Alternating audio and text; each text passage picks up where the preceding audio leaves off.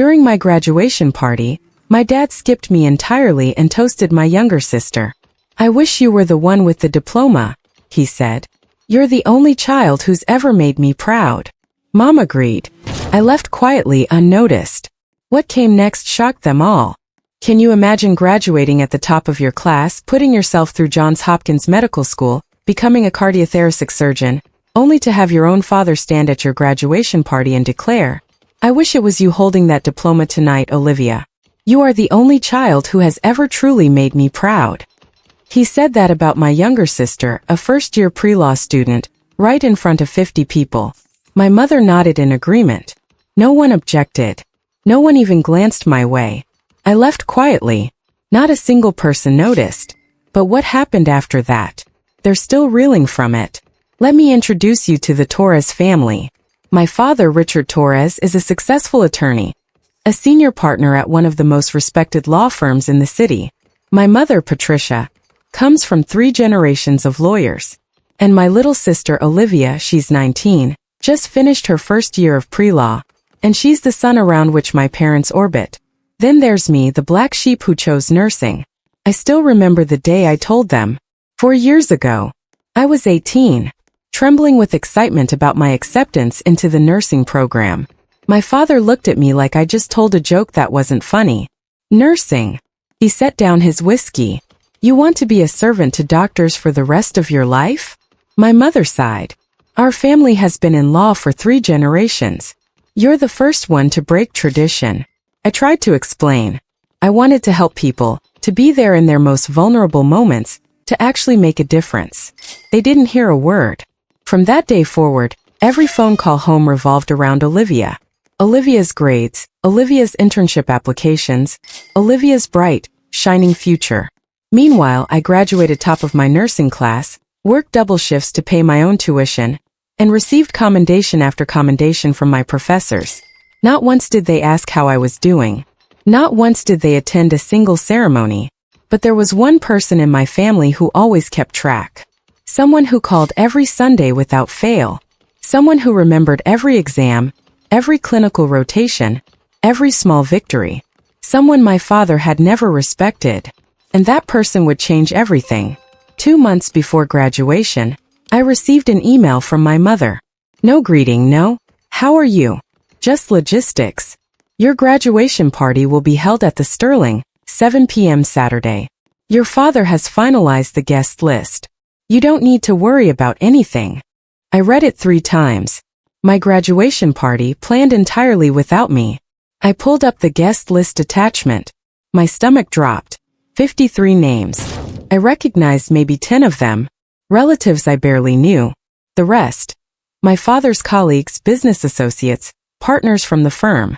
Even Olivia's sorority friends made the cut. But my friends, my nursing professors, my colleagues from the hospital where I'd done my clinicals, not a single one.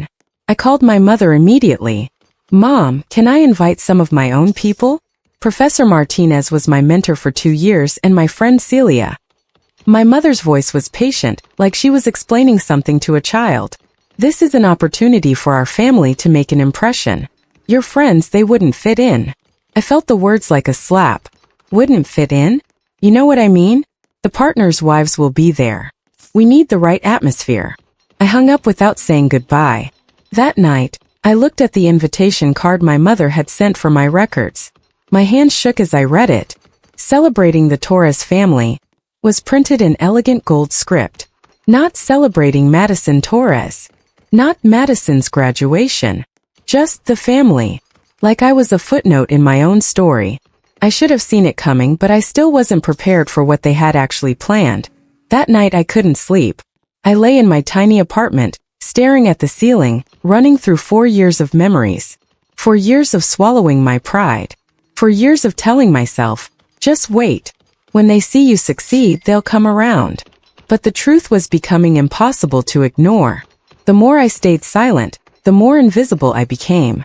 If I let this party happen the way they planned, if I smiled and nodded while they paraded Olivia around like a trophy, I would officially become the failed daughter in everyone's eyes. Every late night studying, every patient I'd comforted, every perfect score I'd earned, all of it would be erased. I looked at my diploma frame on the wall. Summa cum laude, top of my class. A piece of paper that had cost me 4 years of no vacations, no social life, no rest. My phone buzzed. Unknown number. I ignored it. Too tired for telemarketers. A voicemail notification popped up. I almost deleted it, but something made me listen. Hello.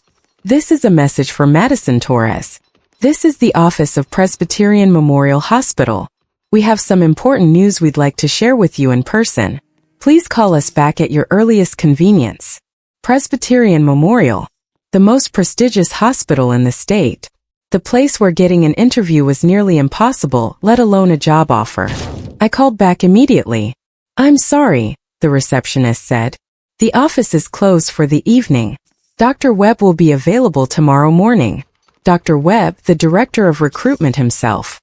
What could be so important that he needed to tell me in person? I didn't sleep at all that night. The next morning, I called the one person who had never let me down. Grandma. Madison, sweetheart. Eleanor Mitchell's voice was warm as sunshine. I was just thinking about you. How are the party preparations going? I told her everything. The guest list I had no say in. The invitation that erased my name. The feeling of being a stranger at my own celebration. Silence on the other end. A long one. Did your father invite me? She finally asked. I hesitated. I'm not sure, Grandma. I see. Her tone shifted, hardened just slightly. Well, I'll be there regardless, invited or not. Grandma, I don't want to cause trouble. Trouble? She laughed softly. Sweetheart, I spent 40 years as a nurse. I faced down doctors who thought they were gods and administrators who thought they owned us. Your father's disapproval doesn't frighten me. I felt tears prick my eyes. At least someone was in my corner. Madison, she continued. Your value doesn't depend on whether your parents can see it. I know what you've accomplished, and I'm proud enough for all of them. Thank you, Grandma. Oh, by the way, her voice turned lighter. I ran into Dr. Webb last week, the recruitment director at Presbyterian Memorial. Do you remember him? My heart skipped. You know Dr. Webb? We served on the Community Health Foundation board together for 15 years. He mentioned your name, said some very impressive things about you. What? What did he say? Call him back, sweetheart. I think you'll want to hear it from him directly. She hung up before I could ask more. What exactly had my grandmother told him about me? 3 days before the party, I drove to my parents' house. I found my father in his study reviewing case files. He didn't look up when I entered. Dad, can we talk about the party? He kept reading. What about it? I'd like to invite a few people. Professor Martinez, some friends from the hospital. No. He turned a page. The list is finalized. Dad, this is my graduation party. Now he looked up. His eyes were cool, assessing. This is a Torres family event. I just want my mentor there. She guided me for 2 years. A nursing professor. He actually laughed. What will my colleagues think? They'll think I was well educated. They'll think this family has one child who couldn't keep up. The words hit like a punch. I steadied myself against the door frame. Dad, I graduated top of my class in nursing. Madison. He said it like the word itself was beneath him. Your sister is going to Harvard Law. Do you understand what that means for this family? I thought this party was about my graduation. He finally set down his papers, looked at me fully, and what I saw in his eyes wasn't anger. It was worse. It was complete indifference. I've already told everyone that we're announcing Olivia's Harvard acceptance. This party is the perfect opportunity. He picked up his pen again. You just need to show up, smile, and try not to draw too much attention to yourself. I stood there frozen. Try not to draw too much attention to yourself. At my own graduation party. I understand, I said quietly. But I was lying. For the first time in my life, I was lying to my father. I found my mother in the kitchen arranging flowers for the centerpieces. Mom, I need your help. She didn't stop arranging. With what, dear? Talk to Dad about the party. About making it actually about my graduation. Madison, she sighed. I don't want to create conflict. You'd be standing up for me. I'd be disrupting the family harmony by supporting your own daughter. She finally looked at me. Her expression was the same patient, slightly tired look she'd worn my entire life. Sweetheart, you've always been so sensitive. Your father means well, he just expresses it differently. He's turning my graduation into Olivia's announcement party. He's celebrating both of you. He literally said he wished Olivia had my diploma. You must have misheard him. I was standing right there, Mom. She set down a rose.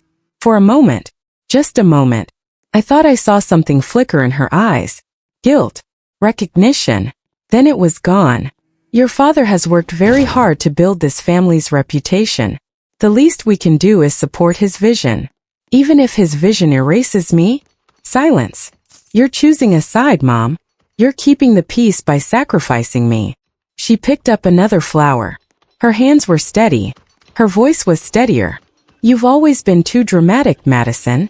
Just like your grandmother. I left without another word. That evening, an email arrived that changed everything. The subject line read, "Formal offer of employment, Presbyterian Memorial Hospital."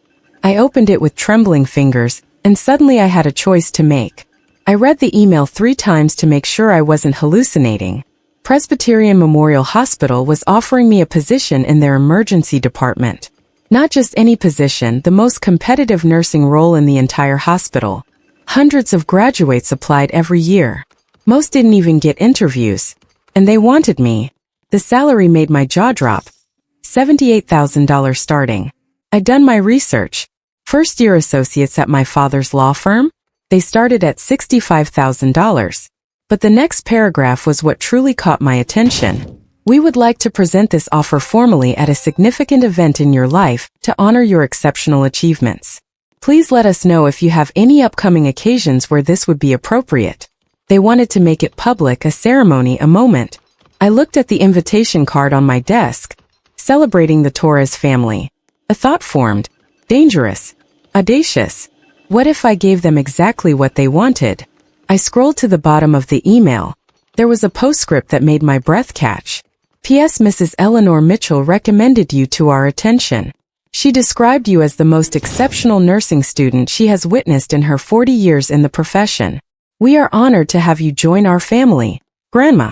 She hadn't just mentioned my name to Dr. Webb. She'd actively advocated for me, used her decades of connections and credibility to open a door, and she'd never said a word. I didn't reply to the email that night. I needed to think. My family wanted to use my party to celebrate Olivia, to minimize me, to make me invisible. Maybe it was time to let them see exactly who they'd been ignoring.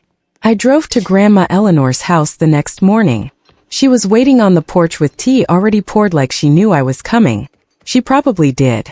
Grandma always seemed to know. You got the email, she said. Not a question. Why didn't you tell me? She smiled, stirring her tea. Because it wasn't my achievement to announce. I simply told Dr. Webb the truth. Everything else? You earned yourself. I sat beside her. Grandma, tell me about Dad. About why he's like this.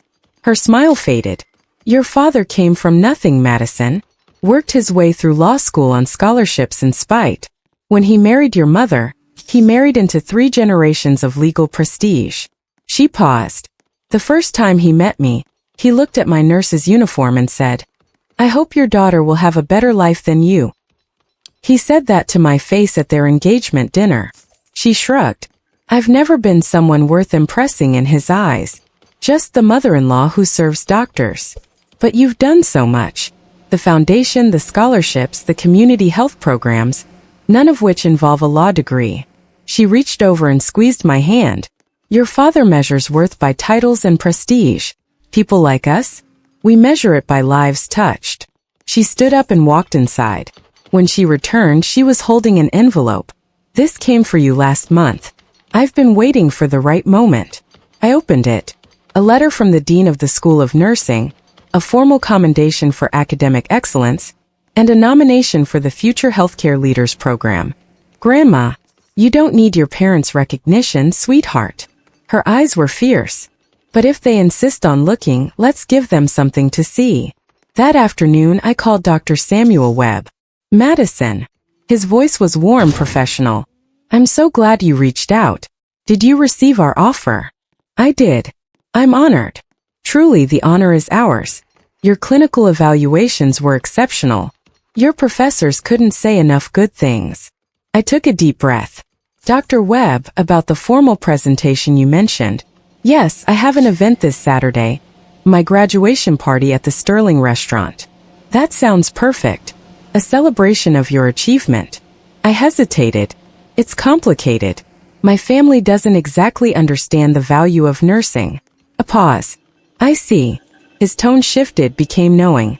Mrs. Mitchell mentioned something similar. Your family has lawyers. I understand. 3 generations of them. Well, I could hear him smiling through the phone. I suppose we'll have to show them what a real achievement looks like. I'll bring the formal offer letter. And a small surprise. What kind of surprise? You'll see. Trust me, Madison. Saturday evening will be memorable. After I hung up, I sat in silence for a long time. I hadn't told Grandma about my plan. I hadn't told anyone. This was my choice, my moment. My whole life I tried to earn my family's respect by staying small, by being quiet, by hoping they would eventually turn around and see me. They never did. Maybe it was time to stop waiting. I looked at my reflection in the window. 22 years old, top of my class, a job offer that would make lawyers jealous, and a family who thought I was nothing. One of those things was about to change. I didn't know exactly what Saturday would bring, but I knew one thing. It wouldn't go the way my parents expected. The Sterling was even more impressive than I remembered. Crystal chandeliers cast golden light across white linen tablecloths. Fresh roses adorned every surface. Waitstaff in black uniforms moved silently between tables, filling champagne glasses and adjusting silverware. 50 guests minimum. I scanned the room and recognized maybe a dozen faces. Distant aunts, cousins I saw once every few years. The rest were strangers in expensive suits. My father's colleagues, his partners, their wives. I arrived at exactly 7 o'clock. My father was standing at the entrance, shaking hands with a silver-haired man I didn't recognize. Richard, congratulations. The man was saying. Big occasion for your family. Thank you, Charles. Big things ahead. Dad noticed me approaching. A brief nod, nothing more. Then he turned back to Charles as if I were just another passing server. I moved further into the room. My mother was near the head table, fussing over Olivia's dress, a gorgeous emerald gown that probably cost more than my monthly rent. Meanwhile, I was wearing the navy blue cocktail dress I'd bought with 3 weeks of overtime pay. Madison, there you are. Mom barely glanced at me. You're at table 6 near the back. Near the back. The front tables are for your father's partners. She smoothed Olivia's collar. You understand? I understood perfectly. I walked to table 6, found my name card, looked up at the banner stretching across the main wall. Celebrating the Torres family. An elegant gold script. No mention of graduation. No mention of me. I was a guest at my own party, a backdrop for someone else's announcement, but they didn't know I'd brought guests of my own. At 7:15, the restaurant doors opened. Grandma Eleanor walked in like she owned the place. She was wearing a navy blue suit that probably cost more than my father's. Her silver hair was perfectly styled. Her posture was ramrod straight. At 78, she still commanded attention without saying a word. My father's face went pale. Eleanor. He stepped forward, blocking her path. I don't recall sending you an invitation. Grandma smiled. It wasn't a warm smile. I'm here for my granddaughter's graduation party. I don't need your invitation, Richard. This is a private event for family. Yes, I am family. She stepped around him effortlessly. Whether you like it or not. My mother rushed over, her heels clicking urgently on the marble floor. Mother, please, let's not make a scene. I'm not making a scene, Patricia. I'm simply attending. Grandma's eyes swept the room. Where's Madison seated? Oh, table 6 in the back. How appropriate. Several guests had stopped their conversations, watching the exchange. My father laughed, a forced, too loud sound. My mother-in-law. Always a bit dramatic. Grandma didn't acknowledge him. She walked straight to me, her arms open. There's my girl. I hugged her tight, fighting back tears. I have a surprise, Grandma, I whispered. She pulled back, eyes twinkling. I know, sweetheart. I have one too. Before I could ask what she meant, a server announced that dinner would begin shortly. My father was already moving through the crowd, doing damage control, charming his partners with that practiced smile. He had no idea what was coming. Neither did I entirely, but I was about to find out. After dinner, my father stood up and tapped his champagne glass. The room fell silent. "Thank you all for being here tonight." His voice carried easily. Practice from years of courtroom performances. "We're gathered to celebrate our family." A small pause. I noticed he didn't say my name. As many of you know, the Torres family has a proud tradition in law. 3 generations of attorneys and soon to be 4. He turned toward Olivia, who was beaming at the head table. "I want to raise a glass to the future.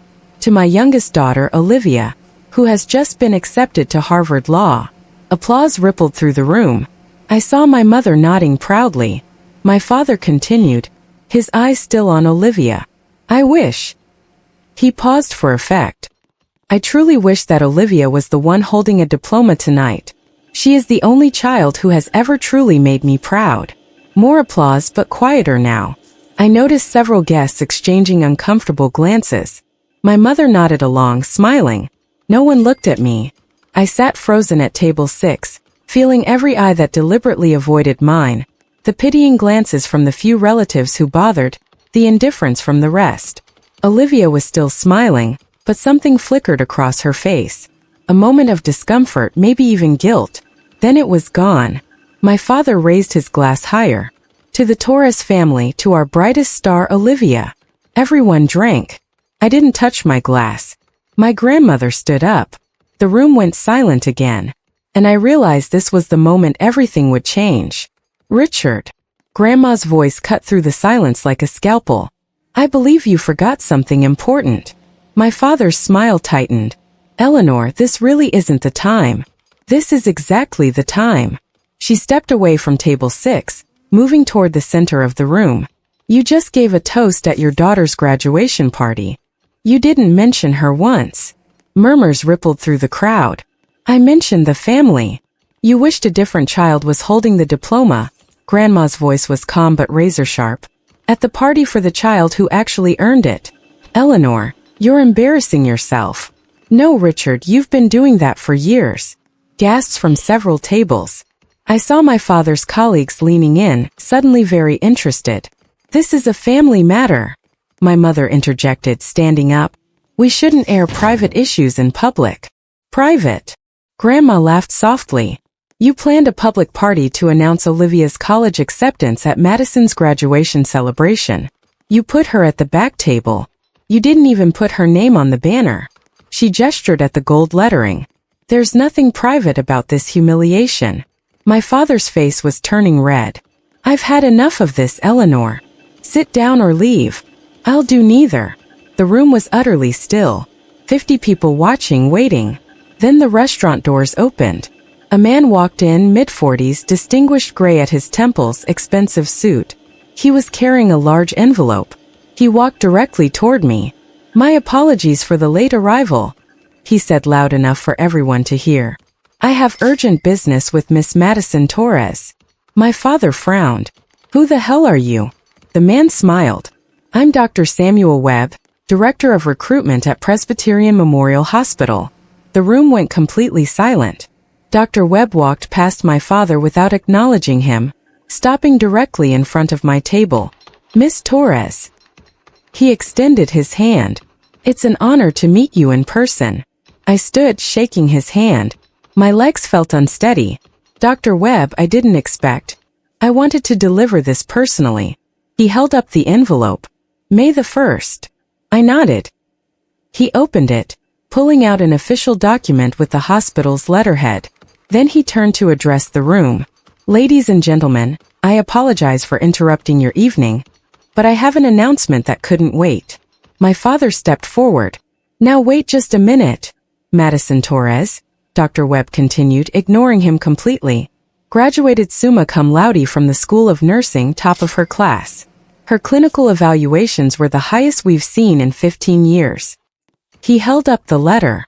"Presbyterian Memorial Hospital is honored to offer her a position in our emergency department. Effective immediately. Starting salary, $78,000 per year." Audible gasps from multiple tables. I heard someone whisper, $78,000 for a nurse? For an exceptional nurse, Dr. Webb smiled. To put that in perspective, most first-year attorneys at top firms start at $65,000. He looked directly at my father. If anyone wants to compare. The silence was deafening. My father's face had gone from red to white.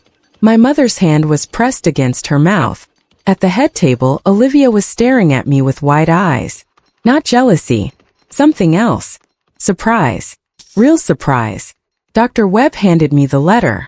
Congratulations, Madison. You've earned this. Thank you, I managed. But he wasn't finished. There's one more thing, Dr. Webb said. The small surprise I mentioned. He reached into his jacket and pulled out another envelope. This is a letter from Dean Harrison of the School of Nursing.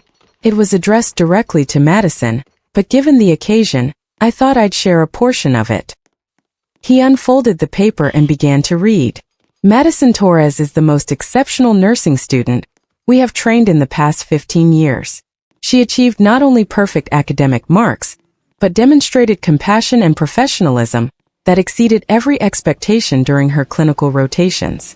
We are proud to nominate her for the Future Healthcare Leaders Program, reserved for the top 1% of healthcare graduates nationwide.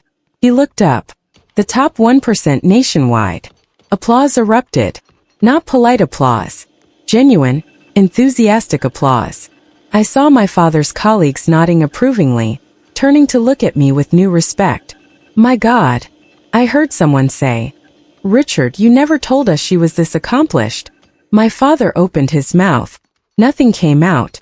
Dr. Webb folded the letter and handed it to me. Your grandmother was right about you, Madison. Every word. Grandma stepped forward, her chin held high. For those who are wondering, she announced, her voice carrying across the room. I was the one who introduced Madison to Presbyterian Memorial. I spent 40 years as a nurse, building relationships that Richard here has never respected. She smiled. Turns out being a servant to doctors has its advantages. My father looked like he'd been slapped. My mother sank into her chair. And Olivia. Olivia was staring at me with an expression I'd never seen before. Not pity. Not jealousy. Something like respect. The room was still buzzing when I stood up. 50 pairs of eyes turned to me, waiting. I'd spent my whole life avoiding this moment, staying quiet, staying small, hoping that if I just worked hard enough, they'd eventually see me. They never did, so I stopped waiting. Thank you, Dr. Webb. My voice was steadier than I expected. Thank you, Grandma. I turned to face the room, to face my parents. I spent 4 years trying to prove I was worthy of this family. I worked double shifts. I never asked for help. I graduated at the top of my class. I paused. Tonight I realized something.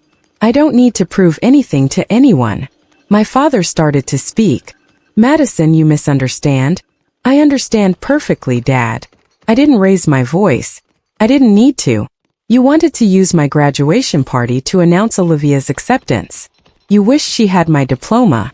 You seated me at the back table. I gestured at the banner. You didn't even put my name up there. The silence was absolute. I'm not angry. I meant it. The anger had burned away, leaving something cleaner behind. I'm just done. Done waiting. Done hoping. Done pretending you'll change. I picked up Dr. Webb's letter. From today, I'm setting a new boundary. I won't beg to be loved anymore. I'll invest my energy in people who actually value me. I looked at Grandma. Her eyes were glistening. Then I looked back at my parents. I'm not asking for an apology. I'm just letting you know that things will be different now. My father finally found his voice. Madison, let's discuss this privately. No. I smiled. I think we're done discussing. My father's face cycled through several emotions. Shock, anger, and finally something that looked almost like panic. Madison, you're being dramatic. He forced a laugh, glancing at his colleagues. You know how it is. Family misunderstandings. This wasn't a misunderstanding, Dad. You literally wished my sister had my diploma in front of 50 people. I was making a toast to someone else at my party. A man stood up from one of the front tables. I recognized him from my father's office. Mr. Harris, a senior partner. Richard. His voice was quiet but firm. I think your daughter deserves an apology. Several heads nodded around the room. My father's laugh died in his throat. Charles, this is a family matter. You made it public when you gave that toast. Mr. Harris looked at me with something like respect. Young lady, congratulations on your achievements. That's genuinely impressive. Thank you, sir. My father was losing control of the room. I could see it in his eyes. The realization that his carefully planned event had completely derailed. Everyone, please. My mother stood up, her voice strained. This is between our family. Patricia. Grandma's voice cut through. For once in your life, be quiet. You've stayed silent in the wrong moments for far too long. My mother's mouth fell open. The room was utterly still. My father looked around at his colleagues, his partners, the people whose opinions he'd spent decades cultivating. All of them were watching him with new eyes. He swallowed hard. I don't know what to say. For the first time in my life, Richard Torres was speechless. And I realized this was enough. The party dissolved quickly after that. Guests made polite excuses and headed for the exits. I stood near the door, accepting congratulations from people who'd ignored me an hour earlier. But I also caught fragments of conversation. Two of my father's colleagues were lingering near the coat check. I had no idea Richard was like that with his daughter. $78,000 for a new nurse. My son graduated law school last year. He's making $62,000. Did you see his face when the hospital director walked in? Priceless. Makes you wonder what else we don't know about him. I watched my father standing alone in the corner of the emptying room. No one approached him. The partners who usually orbited around him kept their distance. My mother was frantically gathering her things, avoiding eye contact with everyone. Mr. Harris stopped beside me on his way out. Miss Torres. He pulled a business card from his wallet. If you ever need anything, a recommendation, a reference, advice, don't hesitate to call. Thank you, Mr. Harris. Your father is a skilled attorney. He paused. But tonight, I learned something about his character I wish I hadn't. Good luck to you. He shook my hand and left. I looked across the room. Olivia was still at the head table, alone now. She was watching me, not with anger, not with jealousy, with something that looked almost like confusion, like she was seeing me for the first time. Our eyes met for a long moment. Then she stood up and started walking toward me. I braced myself for whatever was coming next. Olivia stopped in front of me, her emerald gown suddenly looking too bright under the dimming lights. Madison. Her voice was hesitant. Are you okay? I almost laughed. Are you seriously asking me that? She bit her lip. I didn't know it was this bad. How could you not know? She looked down. I guess I thought this was just how our family worked. Dad talks about me. Mom focuses on me and you. She trailed off. I stay invisible. I never thought of it like that. She looked up and I was surprised to see her eyes glistening.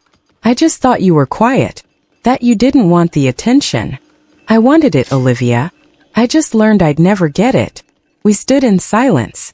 Around us, the restaurant staff had begun clearing tables. I'm sorry. Her voice cracked. I know that doesn't fix anything, but I am. You don't need to apologize for Mom and Dad. I'm apologizing for me. For never asking, for never noticing. She wiped her eyes. For just accepting how things were. I felt something shift in my chest. Not forgiveness, not yet, but something softer than the wall I'd built. You were 19, Olivia. You're still 19. You didn't create this dynamic, but you benefited from it. Yes, you did. She nodded slowly. What happens now with us? I considered the question carefully. You're my sister. That doesn't change. But our relationship needs to be rebuilt on respect. Not on whatever this has been. I want that. Her voice was small but sincere. I want to actually know you. Then start by seeing me. Not as a comparison. Just as me. She nodded again. It was a beginning. 2 weeks after the party, Grandma called with news. Your father's having a difficult time at the firm. I was in my new apartment unpacking boxes. What do you mean? Mr. Harris told some of the other partners about that night. The story spread. She paused. Apparently, Several clients have requested to work with different attorneys. They're leaving, Dad. Not entirely, but they've made it clear they prefer colleagues with better character, as one of them put it. I sat down on an unopened box. I wasn't sure how to feel about this. He's not getting fired or anything, Grandma continued, but his reputation took a hit. The golden boy image has some tarnish now. I didn't want that. You didn't cause it, sweetheart. He did. You just stopped covering for him. That afternoon, my mother called for the first time since the party. Madison. Her voice was tight.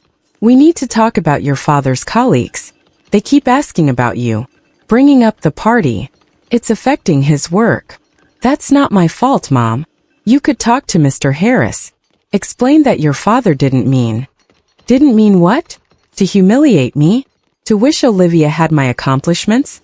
To seat me at the back of my own party? Silence. I can't control what people think about Dad, I said quietly. That's the consequence of his actions, not mine. Madison, I'm not going to clean up his mess, Mom. Not anymore. I hung up. For years, I protected my family's image by staying quiet, by accepting less, by making myself small. Those days were over. The consequences of their choices were theirs to carry. Now, my first day at Presbyterian Memorial, I stood outside the emergency department doors for a full minute, just breathing, just taking it in. The badge clipped to my scrub said, Madison Torres, RN. My name, my title, my achievement. Ready for your first shift? Dr. Webb appeared beside me, smiling. More than ready. Good, because the ER waits for no one. Inside was controlled chaos. Exactly what I'd trained for. Monitors beeping, nurses calling out vitals. Doctors moving with purpose. I was assigned to a veteran nurse named Gloria for my first week. She showed me the systems, the shortcuts, the unwritten rules that kept the department running. You're good, she told me after my first patient intake. Really good. Whoever trained you knew what they were doing. I had an excellent professor and my grandmother was a nurse for 40 years. Eleanor Mitchell. She blinked. You know her. Gloria laughed. Honey, everyone in this hospital knows Eleanor. She helped train half the senior staff. That woman is a legend. I felt a warm glow spread through my chest. A bouquet of sunflowers was waiting in the break room from Grandma with a note. To my granddaughter on her first day, I've always been proud of you. Always. My first real patient was an elderly woman, 72, chest pains. She was alone, scared, gripping the bed rails with white knuckles. I took her hand. I'm Madison. I'm going to be with you through this. You're not alone. Her grip relaxed. Her breathing steadied. This was why I chose nursing. Not for the money or the prestige. For moments like this. For being there when someone needed me most. I was exactly where I belonged. 3 months later, my life looked completely different. I had a job I loved, colleagues who respected me, an apartment that was finally starting to feel like home, and Grandma Eleanor who visited every Sunday for tea and stories. As for my family, my father still hadn't called. Not once. I wasn't surprised. Richard Torres didn't apologize. He simply waited for problems to disappear. I wasn't going to disappear anymore. My mother texted occasionally. Short messages, how are you? Or thinking of you. Never an acknowledgement of what happened. Never an apology. I responded politely, briefly. Nothing more. But Olivia surprised me. She called every Sunday right before Grandma's visits. We talked for 20 minutes, sometimes more. She told me about law school applications. She was reconsidering Harvard, looking at schools closer to home. She asked about my patients, my shifts, my life. She never mentioned our parents. I want to understand you, she said one Sunday. Not the version of you I thought I knew, the real you. It wasn't perfect. We had years of distance to bridge, but she was trying. That meant something. The Torres family wasn't healed. Maybe it never would be. But I'd stopped waiting for that healing to come from anyone but myself. I set new rules. I would answer if they reached out, but I wouldn't chase their approval anymore. I would attend family events if invited, but I wouldn't tolerate disrespect. I would love them from a distance if that's what it took to protect my peace. Boundaries weren't punishment. They were self-preservation. And for the first time in my life, I was putting myself first. Sometimes on quiet evenings, I sit on my apartment balcony and watch the city lights come on. I think about the journey that brought me here. 4 years of working myself to exhaustion, trying to earn love I should have had freely. 1 night of public humiliation that could have broken me, and 1 decision that changed everything. I stopped pretending to be invisible. Here's what I learned. Your worth doesn't depend on whether anyone else sees it. The people who should love you unconditionally sometimes can't. And that's not your failure. It's theirs. Boundaries aren't revenge. They're not punishment or cruelty. They're the line you draw between what you'll accept and what you won't, between who you are and who others want you to be. Not everyone who calls themselves family deserves the title. Real family, the people who show up, who see you, who celebrate your victories and hold your hand through failures. Sometimes shares your blood, sometimes they don't. I didn't beat my parents that night at the Sterling. I just stopped losing myself to them. My phone buzzes. A text from Olivia. Sunday call still on? Another from Grandma. Made your favorite cookies. Bringing them tomorrow. A third from Gloria at work. Patient from last week asked about you. Said you were an angel. Thought you should know. I smile. A real smile. The kind I couldn't remember having before all this. My father wanted me to be invisible. My mother wanted me to stay quiet, but I refused. And that made all the difference. I didn't win against them. I just stopped losing myself. That's the only victory I needed. What do you think? Did Madison do the right thing by exposing her family's hypocrisy, or should she have kept quiet? Have you ever felt invisible to your own family? And how did you finally make them see you? I'd love to hear your comments below.